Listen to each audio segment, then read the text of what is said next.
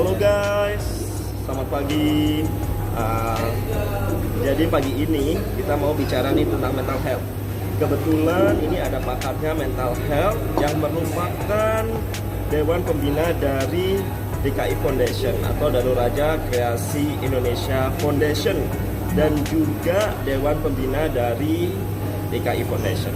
Pengen tahu nih seperti apa sih sebenarnya mental health itu dan seberapa penting nih mental health untuk kita sebagai apalagi generasi muda yang sangat labil ya terhadap emosi. Halo Mas Bro. Biasa aja kan. Jadi kita biasanya manggilnya itu adalah Mas Bro. Pagi gitu semuanya kan. teman-teman, apa kabar? Ya. Mas Bro boleh kenalin sedikit nih siapa nih Mas Bro? Om Bro. Selamat pagi semuanya, saya Prasetyo Budi Tejogiarto, Dewan Pembina dari Danu Raja Kreasi Indonesia Foundation. Dan di pagi ini memang bagus banget kalau kita ngobrol-ngobrol sesuatu yang sebenarnya penting banget di dalam development kita, di dalam pengembangan kita. Kita harus aware sama kondisi ini karena ini bisa mempengaruhi banyak hal selain kehidupan pribadi, juga kehidupan pekerjaan, bahkan bisa menjadi sesuatu yang mengancam kalau sama sekali kita tidak paham atau aware tentang masalah ini. Seperti itu. Yes, betul. Itu mental health, kesehatan mental. Dan itu penting untuk tahu karena biasanya masyarakat selalu menganggap remeh atau memandang sebelah mata tentang kondisi ini. Ya, bahkan kalau menurut gua nih Mas Bro, kalau mental health itu yang paling penting. Kenapa? Mental health itu bisa mempengaruhi kesehatan dari fisik ya. Kalau saat kita mental health-nya kita kurang sehat, otomatis stres kita akan meningkat dan hormon kortisol yang ditimbulkan itu juga akan meningkat. Dan peran hormon kortisol itu adalah menimbulkan penyakit, banyak penyakit sehingga nanti terjadinya bunuh diri atau yang lainnya. Seperti kasus yang waktu itu ya Mas Bro, yang waktu semarak di apa itu namanya viral ya, waktu itu ada mantan Miss dari USA ya kalau nggak salah ya. USA yang ikut Miss Universe. Oke. Beliau mengusung mental health tapi orang tidak aware, tidak sadar bahwa ternyata itu menggerogoti dia sampai akhirnya jadi hal-hal yang tidak diinginkan.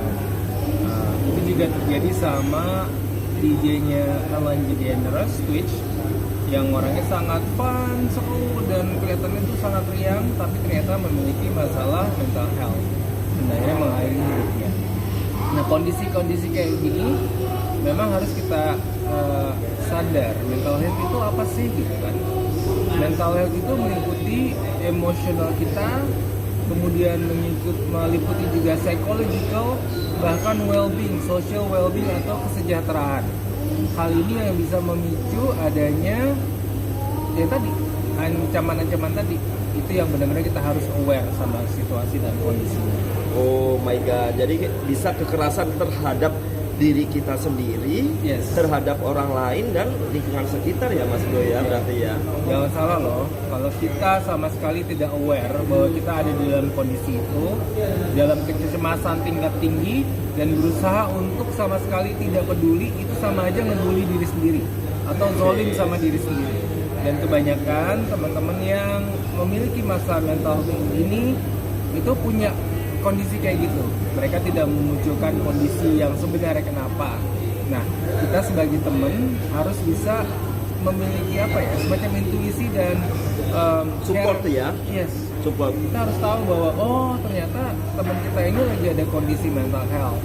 Harus diajak ngomong, harus diajak diskusi, harus dirangkul dengan tidak menjauhi mereka dan tidak membuat mereka tidak nyaman seperti itu. Wah, setuju banget Mas Bro. Sekarang Mas Bro, apa sih yang paling penting nih bagi generasi muda supaya bisa tetap menjaga kesehatan mentalnya atau mental health-nya itu, supaya merasa bahwa kita selalu confident, merasa kita selalu semangat dan kita bisa menarik nih law of attraction di dalam di sekitaran kita, alam semesta ini, supaya rezeki-rezeki itu bisa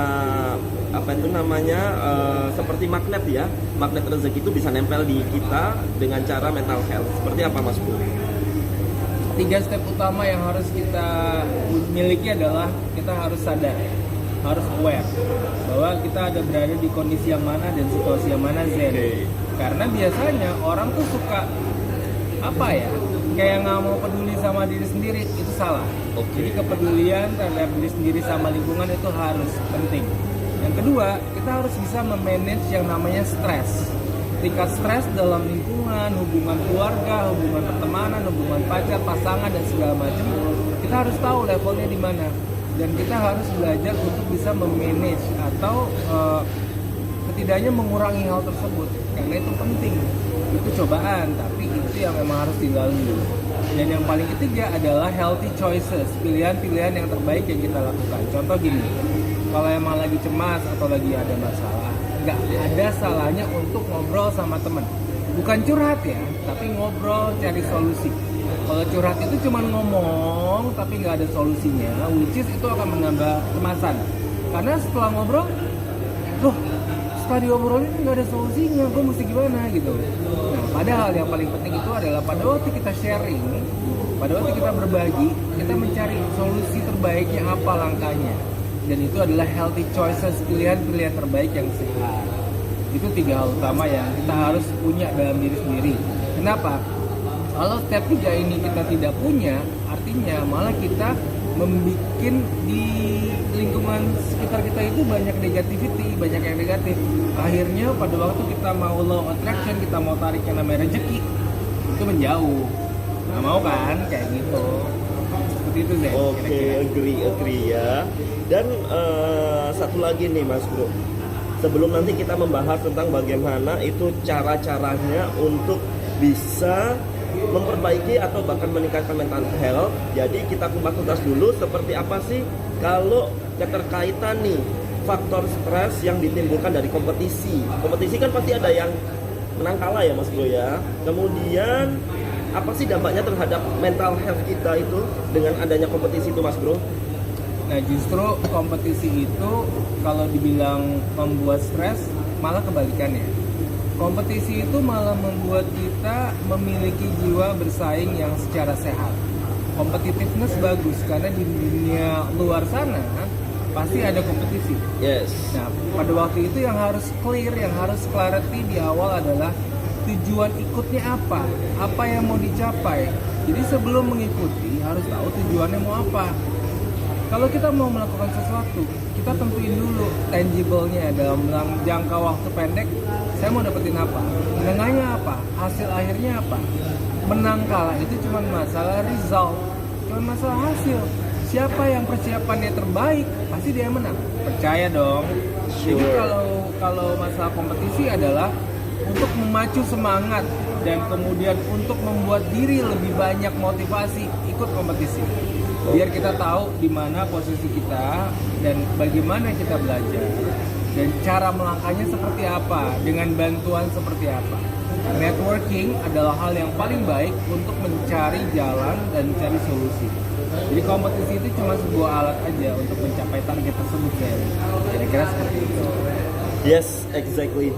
Jadi penting banget ya, berarti kita ikut champion. Oke, jadi itu tadi adalah penjelasan Mas Bro, Mas Bugi nih, selaku Dewan Pembina dan juga founder dari DKI Foundation, mengatakan bahwa penting banget ya untuk mental health, dan kita bagaimana cara meningkatkan itu adalah salah satunya dengan ikut champion.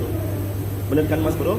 Nah, jadi untuk sesi berikutnya itu kita membahas bagaimana cara meningkatkan diri kita ini supaya memiliki mental health yang kuat dan kita memiliki semangat hidup yang luar biasa.